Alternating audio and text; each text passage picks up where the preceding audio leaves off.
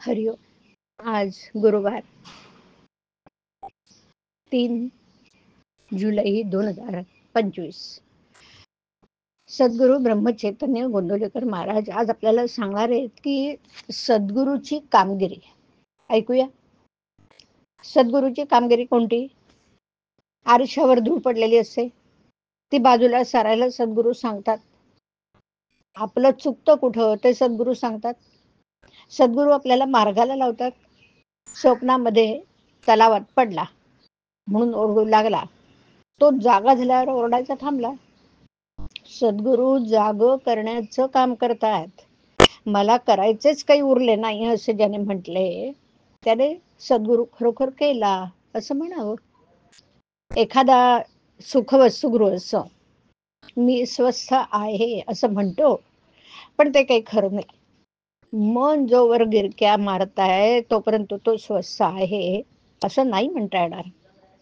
शिष्याच्या भावनाच गुरुला गुरुपद देतात. जो शरण जातो त्याचा कार्यभार सद्गुरू उचलतो. बरं, ज्याची दृष्टी रामरूप झाली तो खरा गुरु. जे चिरकाळ टिकतं ते गुरुपद समजावं. खरोखर सद्गुरू म्हणजे मूर्तिमंत नामच होय.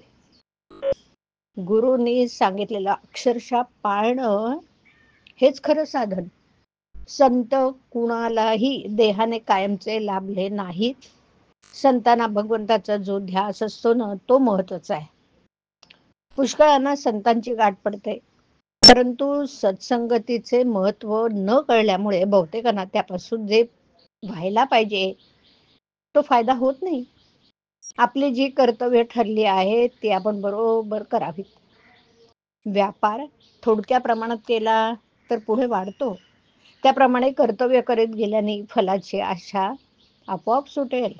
आपलं कर्तव्य कोणतं ते सद्गुरू आपल्याला दाखवून देतात. रथ आहे खरा, पण जर त्याला सारथी म्हणजे चालवणारा नसेल तर रथ कुठेतरी जाईल.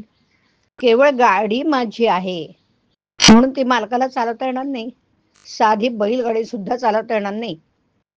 आपला देह मनुष्य आपल्या मनाने चालवतो आणि खड्ड्यामध्ये पडतो. सद्गुरू हे गाडीवानाचे काम करतात आणि आपल्या देहरूपी गाडीला योग्य रस्त्यावरून नेतात. आपण नेहमी भगवंताच्या अनुसंधानात मग्न असावं आणि गाडीवानावर विश्वास ठेवून निर्धास्त असावं. मग कसला धोका उरणार नाही.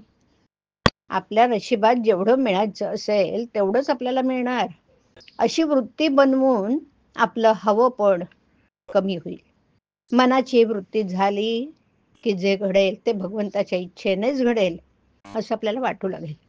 आणि असं वाटू लागलं की समाधान चालत घरी येईल. पण हे सगळं होण्यासाठी आपल्या अंतःकरणाची शुद्धता हा पाया आहे. संत चरणी विश्वास त्याने भगवंत जोडला खास.